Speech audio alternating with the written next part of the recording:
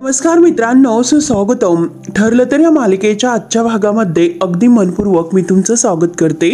आजच्या भागामध्ये आता सायली ही मैनावतीला घेऊन जेव्हा ऑफिसमध्ये येते, मैनावती आता सायलीला म्हणते की सायली, अगं तुझं खरंच ऑफिस जावई बाप्पूंचं खूपच छान आहे, अगदी झक्कास. आणि हे बघ ना, अगं खुर्च्या सुद्धा त्यांना चाक वगैरे आहेत. म्हणून आता मैनावती ऑफिसलाच बघत असते. परंतु आता समोर मात्र मावशी आता उभी असते आणि त्या मावशीला मात्र आता मैनाने अजून काही बघितलेलं नसतं. परंतु जेव्हा आता बोलता बोलता आता मैनावतीचं लक्ष मावशीकडे जाते. आता मावशीला बघून मात्र मैनावतीला एक प्रकारचा जबर धक्का बसतो. ती बघूनच असते आणि तेवढ्यात मात्र आता ती लगेच विषय बदलते आणि म्हणते की सायले, हे बघ आता ऑफिस बघून झालं, त्यामुळे चल बरं आता मी निघते. शॉपिंग बद्दल आपण जे काही बोललो होतो ते सर्व राहून दे आणि तुझं जर काही काम असेल तर तू नंतर मागून ये, मी जाते. असे बोलून आता मैनावती तेथून लगेच जाण्याचा म्हणजे लगेच कारण शोधत असते. तर आता मैनावती जायला निघते. सायली तिच्या हाताला धरते, म्हणते की आई अगं थांब ना ग. मैनावती म्हणते की अगं असं का. सायली म्हणते की अगं आई, सावकाश जाऊयात आपण घरी, अगोदर ऑफिस तर बघून घे. अगं ऑफिसमध्ये आलेली माणसं सुद्धा नीट बघून घे. आता मात्र मावशी आहे तर ती अगदी पाहतच असते, कारण मैनावती मुद्दाम तिला ओळखतच नाही असं दाखवते आणि लगेच आपलं तोंड लपवून तेथून जायला निघते. आता अर्जुन आणि सायली समोर ती मावशीची आणि तिची ओळखच नाही असं दाखवते. तर मैनावती म्हणते की सायले, अगं ऑफिस तर बघितलं, मग जाते ना मी. तर अर्जुन लगेच आता मैनावतीला विचारतो की काय झाले. अहो बसा ना, मी सांगतो म्हणून बसा. तेव्हा लगेच आता मैनावती म्हणते की कशाला. सायली म्हणते की अगं आई बस ना, आता ते म्हणतात इतका तुला आग्रह करतात तर बस. शेवटी आता मैनावतीचा नाईलाज असतो. ती अर्जुन आणि सायलीकडे पाहते. अर्जुन म्हणतो, बघितलंस ना, खुर्ची छान आहे, चाक वगैरे आहेत तिला. बरोबर तो मैनावतीला आता मावशींकडे कसं हिचं लक्ष जाईल. आणि आता मात्र दोघे एकमेकींच्या समोर आल्यानंतर सत्य काय आहे हे सांगतील असे मात्र ठरवलेले असते. परंतु मैनावती मावशीकडे ढुंकून बघायला तयार नसते, कारण पूर्णपणे आता ही मैनावती अर्जुन आणि सायली यांच्या जाळ्यात सापडलेली असते. शेवटी मैनावती खाली मान घालून खुर्चीवर बसते.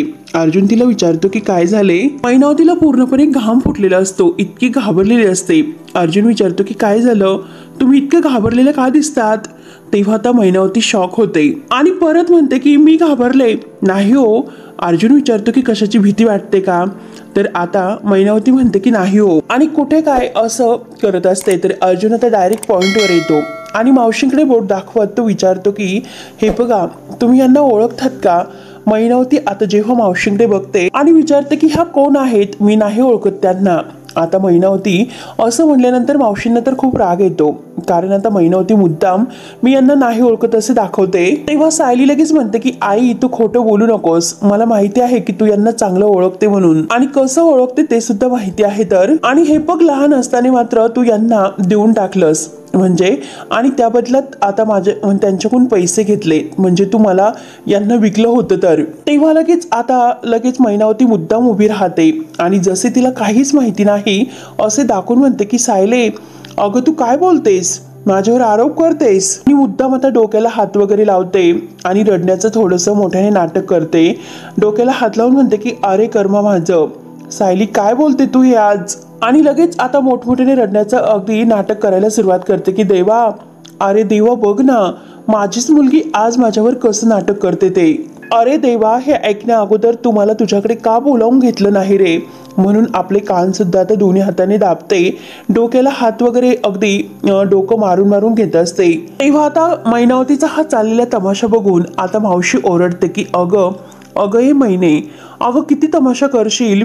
अगं तू आणि तुझा दारुडा नवरा अगं सायलीला विकायला तुम्ही माझ्याकडे घेऊन आला होतात आणि त्या बदल्यात तुम्ही माझ्याकडून रोकड घेतली. रोकड अगं मी तुम्हाला पैसे दिलेत म्हणून तुम्ही ते टेलरिंगचे दुकान उघडलं. तर मैनावती आता नक्की काय करू, मावशीकडे बघू की सायलीकडे बघू, तिला काही एक कळत नसतं, कारण तिची जी काही खोटं बोलणं आहे ना ते आता अर्जुन आणि सायली यांनी मात्र पकडलेलं असतं. आणि मावशी मात्र आता प्रत्येक तिचं जे जे काही खोटं कारण आहे तर ते तिच्यासमोर आणण्याचा आता प्रयत्न करत असते.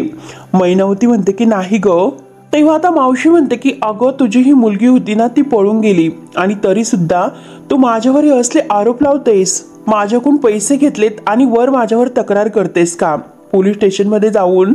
तेव्हा आता मैनावती म्हणते की कुठले पैसे आणि कुठली तक्रार, मी कुणाचे पैसे घेतलेले नाही. तर मैनावती आता रडण्याचं नाटक करते आणि मावशीवरच आता आरोप करायला सुरुवात करते. आता रडण्याचं नाटक करून सायलीला म्हणते की सायले अगं ही कोणती बाई आहे आणि ती माझ्यावर असे आरोप करते आणि तू तिच्यावर विश्वास ठेवते. सायली अगं बघ ना, तू तिच्यावर विश्वास ठेवू नकोस. अगं हे बघ पोरी, अगं 9 महिने मी तुला पोटामध्ये ठेवलंस, तुला वाढवलंस आणि मी तुझ्या बरोबर असं करेल का? नाही ग सायली. अगं सायली मी असं नाही केलेलं. म्हणून आता मावशींना खोटं पाडण्याचा प्रयत्न अगदी रडत आता जीवाचा आकांताव करत मैनावती आता सायली आणि अर्जुन या दोघांना सांगत असते. आता मैनावतीचं जे बोलणं आहे तर ते ऐकून मात्र मावशींना खूप राग येतो. तेव्हा आता सायली लगेच म्हणते की आई एकतर आवाज कमी कर, हे यांचं ऑफिस आहे. तर मैनावती म्हणते की अगं सायले ही वाटेल ते बोलते आणि तू कसं ऐकून घेते. अगं हे बघ माझ्यावर विश्वास ठेव आणि हे बघा मी तुम्हाला सांगून ठेवते की मला सगळं काही कळालेलं आहे. ह्या बाईला नेमकं कोणीतरी पैसे चारलेत तुमच्या मनामध्ये माझ्याविषयी अगदी विष पेरण्यासाठी. आता मैनावती स्वतःची चूक आहे लपवण्यासाठी आता मात्र ह्या मावशीवर आरोप करत असते. आणि आता मैनावतीचं खरं रूप मात्र अर्जुन आणि सायली या दोघांनी परफेक्ट ओळखलेलं असतं. जोरजोराने ओरडण्याचं नाटक करते आणि म्हणते की हो खरं सांगते, अगदी जीवाचा कांगावा करत असते, आकांताव करते आणि आता म्हणते की खरंच ही बाई खोटं बोलते आणि नाही सायली मीच तुझी आई आहे आणि मी कशाला तुला विकेल ग. मावशींना राग येतो. मावशी म्हणते की अगं मी तुला पैसे दिले होते, ते सगळे उपकार तू विसरलीत का? अगं जर मी तुला पैसे दिले नसते तर तू आणि तुझ्या मुली उपाशी मेल्या असत्या. तेव्हा आता मैनावती म्हणते की नाही अगं सायली ही खोटं बोलते. अगं मी आणि तुझ्या बाबांनी मिळून खूप कष्ट केले, अगदी दिवस रात्र आणि अगदी तुमचं पालन पोषण केलं. ही बाई खोटं बोलते सायले. हे बघ अगं सायले आम्ही खूप इमानदारीत काम केलं परंतु कधीही खोटेपणा केला नव्हता. 2-3 दिवस उपाशी राहिलो पण कधीही खोटेपणा नाही केला सायली. आता रडण्याचं खूप नाटक करत सायलीला हे सर्व सांगते. आता ही मैनावती किती खोटं बोलत आहे हे मात्र अर्जुन आणि सायली पूर्णपणे ओळखतात.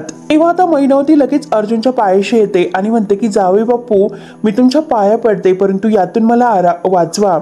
अहो हे असले आरोप मला नाही सहन होत, प्लीज जावई बापू मला वाचवावो. अहो जावई बापू मी तुमच्या पाया पडते. तर अर्जुन म्हणतो की अहो काय करतात, उठा तुम्ही, माझ्या पाया कशाला पडतात. तुमच्या पायावर अगदी जीव आपटून आपटून मी जीव देईल परंतु मी नाही उठणार. म्हणून मैनावती आता अगदी देखावा करत असते. तेव्हा मात्र आता मावशी म्हणते की अगं मैने किती खोटं बोलशील, किती खोटारडी आहेस ग तू आणि तरीच हिची पोरगी हिच्यासारखी इरसाल निघाली. तेव्हा आता अर्जुन सायली एकमेकांकडे बघून ह्या मावशीकडे पाहतात. तेव्हा सायली आता मैनावतीला म्हणते की आई उठ बरं तू. अगं आई काय चाललं तुझं हे सर्व, हे ऑफिस आहे हे सुद्धा तुला नाही कळत का, उठ बरं. तेव्हा आता मैनावती रडण्याचं नाटक करत म्हणते की हे बघ सायली मी जीव देईल परंतु हे खोटे असले आरोप मला नाही सहन होत. तिने अर्जुनचे पाय पकडून ठेवलेले असतात आणि मी नाही उठणार, जोपर्यंत माझ्यावर हे आरोप केले जातात तोपर्यंत मी नाही उठणार. म्हणून आणखीनच रडण्याचं नाटक करत असते. तेव्हा आता अर्जुन परत म्हणतो की बरं आई ठीक आहे, मी ठेवला तुमच्यावर विश्वास. आणि तो अर्जुनच्या हाताला मैनावतीने धरलेलं असतं तर अर्जुन तिला हाताला धरून उभा करतो. मैनावती तसतशी आता जोरजोराने रडण्याचं नाटक करत असते. तर आता अर्जुन म्हणतो की सावकाश जरा. मैनावती रडण्याचं काही थांबत नाही तर मावशींना आणखीनच राग येतो. अर्जुन मैनावतीला पाणी प्यायला देतो तर मैनावती म्हणते की जावई बापू बघा, अहो काय झालं हे सर्व, मला पाणी प्यायला नकोय आणि खरंच तुमचे खूप उपकार झालेत. म्हणून आणखीन अगदी आपले कान दाबून रडत असते अगदी मोठमोठ्याने.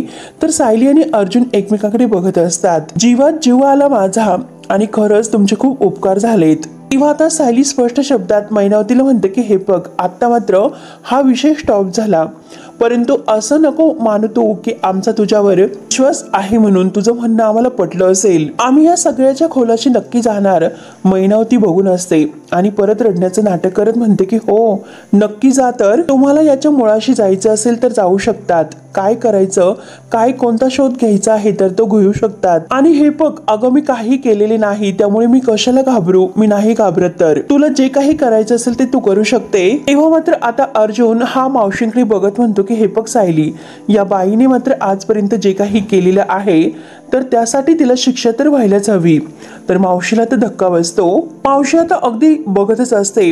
तर आता लगेच अर्जुन म्हणतो की मी इन्स्पेक्टर सावंतांना फोन करतो. म्हणून तो इन्स्पेक्टर सावंतांना फोन करून बोलावून घेतो. मावशी आता खूप घाबरते, कारण ज्याची भीती तिला होती तर अर्जुन आणि सायलीने तिला पोलिसांच्या ताब्यात दिलेलं असतं. त्यानंतर मात्र आता इकडे अश्विन आपल्या रूममध्ये लॅपटॉपवर काहीतरी काम करत असतो आणि प्रिया तिथे चोर पावलांनी येते. आणि आता तिच्या मनामध्ये फक्त आता अर्जुन सायली तिकडे काय करत असतील, ते नक्की मैनाच्याच घरी गेले असतील. येथून तर ते निसटले तर निसटले, परंतु असं काहीतरी आहे की तेथे त्यांना अगदी महत्वाचे सापडलेले आहे.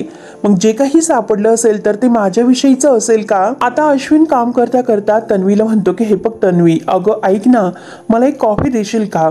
आता प्रियाचं मात्र लक्ष नसते. अगं हे बघ, उद्या माझी मेडिकल कॉन्फरन्स आहे आणि तिथे एक महत्वाचा पेपर्स मला द्यायचा आहे, त्यामुळे प्लीज मला एक कॉफी आणून दे. अश्विन पुढे म्हणतो की अगं हे काम संपता संपता खरंच खूप वेळ लागणार आहे आणि आत्ताच मला कुठे इतकं दमण्यासाठी झालेलं आहे. तर तेव्हा आता अश्विन पुन्हा म्हणतो की तन्वी, तू मला कॉफी देतेस का?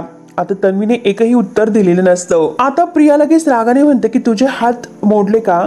तुला प्रत्येक वस्तू जागेवर हवी का? तेव्हा आता अश्विन म्हणतो की हे बघ, मी तुझ्याकडे कधीही स्वतः काही मागत नसतो, स्वतः जातो आणि सर्व हाताने घेत असतो. तर तेव्हा लगेच प्रिया त्याला रागात म्हणते की आता सुद्धा तू घेऊ शकतो, माझ्यावर ऑर्डर सोडू नकोस. तेव्हा आता अश्विन चिडतो. अश्विन म्हणतो की हे बघ, अगं मी आता काहीतरी महत्वाचं काम करतो म्हणून तुला कॉफी मागितली. तर तेव्हा आता प्रिया हसून म्हणते की अरे तुलाच कामं असतात आणि मी तर कायम रिकामटेकडीच बसून असते.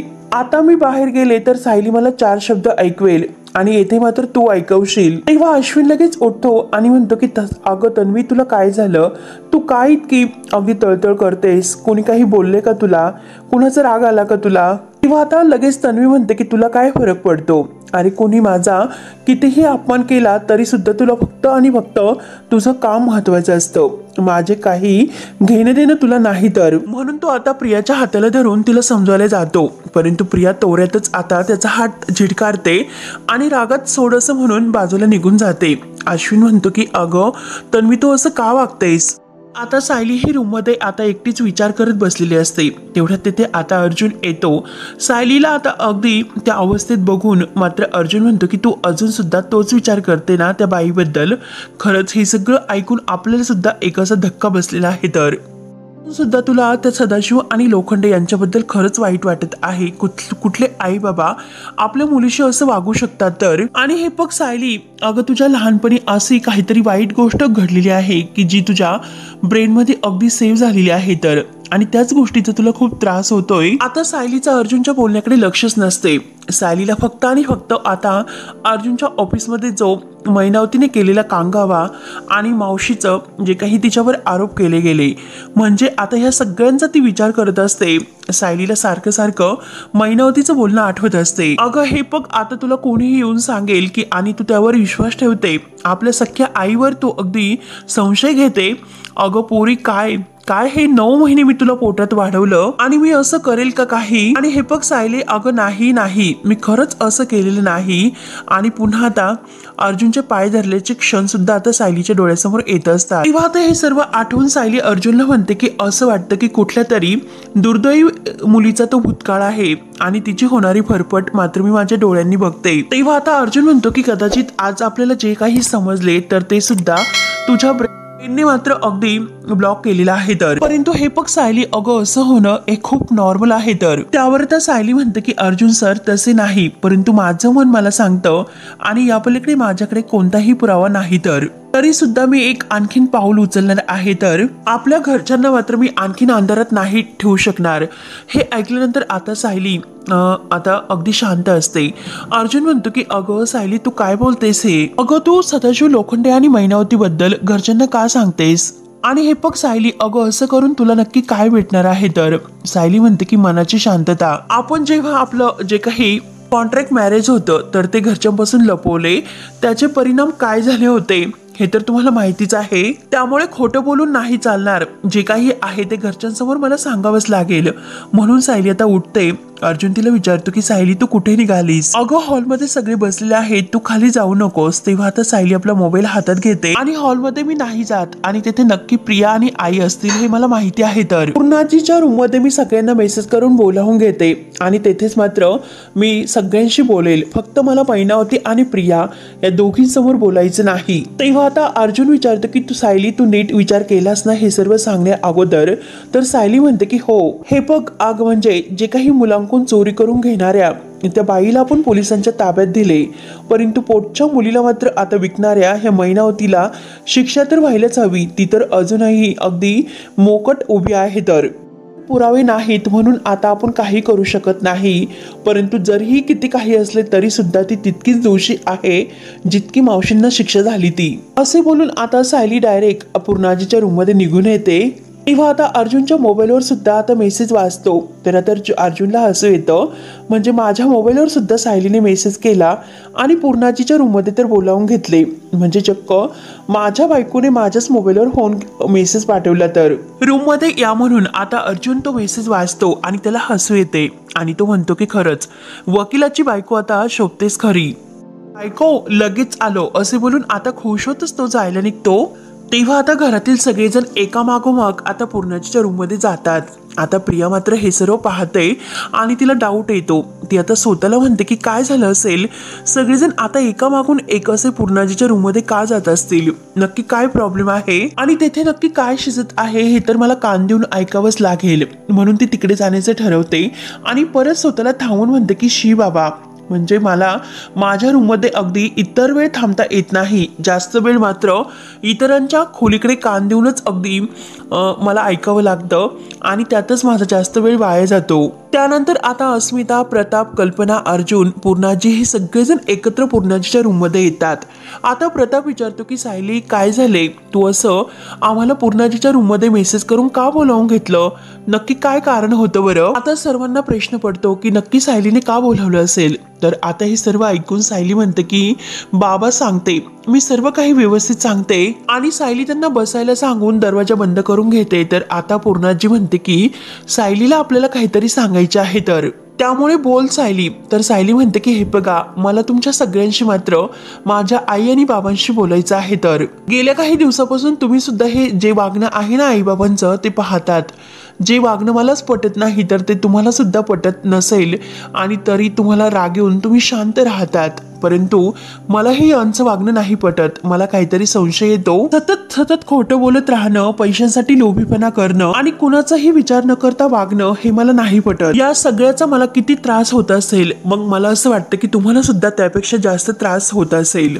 तर आता कल्पना म्हणते की अगं सायली, तू इतकं म्हणजे मनाला लावून घेऊ नकोस बाळा, परंतु हे बघ आता तू काही इतकं मनाला लावून घेऊ नकोस. तर कल्पनाचं बोलणं ऐकून आता सायली म्हणते की आई पण जे चूक आहे ते चूकच आहे. तेव्हा आता प्रताप म्हणतो की नाही सायली, अगं त्यांची परिस्थिती खूप वेगळी होती, अशा कठीण परिस्थितीतून ते इकडे आले होते आणि हे बघ पैशासाठी मात्र माणसं काही पण करू शकतात हे आम्ही समजू शकतो, त्यामुळे त्यांची सुद्धा काही चूक नसेल. सायली तू त्यांच्यावर विश्वास ठेव. तर सायली म्हणते की बाबा हेच करू नका, आज मात्र मला तुम्हाला सगळ्यांना हेच सांगायचं होतं, म्हणून मी तुम्हाला सगळ्यांना येथे एकत्रित बोलावून घेतलं, ते पण मेसेज करून. त्यांच्या चुका आणि त्यांचे गुन्हे तुम्ही मात्र पोटात घालू नका. त्यांच्या ज्या काही चुका आहे तर तिथले तेथेच त्यांना दाखवून द्या आणि त्यांचा कान पकडा. आणि आपल्या घरात मात्र सतत चुका करणाऱ्या प्रियासाठी जी शिक्षा आहे, जो न्याय आहे, तर तोच मात्र त्यांच्यासाठी सुद्धा असायला हवाच. तर अस्मिता विचारते की तुला खरंच असं वाटतं का? तर सायली म्हणते की हो, त्यांचं जे वागणं आहे ना ते आल्यापासून मला चुकीचंच वाटतं, माझा त्यांच्यावर विश्वास नाही बसत. त्यावर आता पुन्हा अस्मिता विचारते अगं ते खरंच खूप गरीब आहेत आणि त्यांना मदतीची गरज आहे. तर सायली म्हणते की अहो हे बघा अस्मिता ताई, अहो त्याचाच तर त्या फायदा घेतात. आणि हे बघा आई बाबा, अस्मिता, पूर्णाजी, तुम्ही सगळेजण खूप चांगले आहात, परंतु तुमचा हात दुबळेपणा तुम्हाला नडत असेल तर मला मात्र ते अजिबात नाही चालणार. म्हणून तुम्हाला हे सर्व समजावून सांगते. त्यानंतर आता अर्जुन म्हणतो की हो, सायलीचे आई बाबा होते म्हणून मात्र मी त्यांना खूप समजावून घेतले आणि त्यांच्या जे काही चुका आहेत तर त्या माफ केल्यात आणि पुन्हा त्यांना समजावून घेऊन अगदी माफ सुद्धा केलं. परंतु आता ते त्यांचं जे काही वागणं आहे तर ते फार असं ऑड होत चाललेलं आहे आणि जे काही वागतात ते अगदी खोटं वागतात. म्हणून सायली आता म्हणते की हे बघा, त्यामुळेच मी तुम्हाला हे सर्व सांगते आणि म्हणूनच तुम्ही माझं हे सर्व ऐका. जर ते चुकीचं वागत असेल तर तेथल्या तेथे त्यांना दाखवून द्या, ते त्यांच्या चुका मात्र पोटामध्ये घालू नका. तर पूर्णाजी सायलीला विचारतात की सायली, अगं नेहमीपेक्षा काही वेगळं घडलेलं आहे का? परंतु तू अचानक मात्र त्यांच्यावर असं संशय घेत का बोलायला सुरुवात केली? तर आता अर्जुन म्हणतो की नाही सायली, पूर्णाजीच्या मनामध्ये आत्ताच नाही तर पहिल्यापासून त्यांच्याविषयी शंकाच आहे.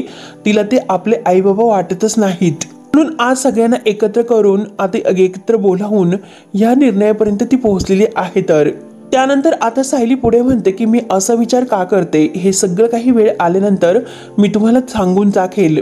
तोपर्यंत प्लीज मी तुम्हाला विनवणी करते की आई बाबांच्या चुका आहेत तर त्या पोटामध्ये घालू नका. आता प्रिया मात्र हे सर्व ऐकते तर प्रियाला धक्का बसतो. म्हणजे सायलीला आता सदा आणि मैनावती बद्दल संशय आहे. तर आणि तिला एवढं काय कळलं असेल आणि त्यांना जर कळाले की मीच त्यांची खरी मुलगी आहे तर, आणि जर मग असे झाले तर त्यांच्याबरोबर मला सुद्धा ते घराबाच्या बाहेर काढतील. म्हणून प्रिया आता खूपच घाबरते. तेव्हा आता अर्जुन या सगळ्याचा विचार करत आपल्या रूम मध्ये असतो आणि आता मात्र तो विचार करतो की नक्की मी सायलीच्या आईबाबांना घरी तर घेऊन आलो, परंतु त्यामागचं जे काही बॅकग्राऊंड आहे तर ते मी नाही चेक केलं, त्याबद्दल विचार केलाच नाही.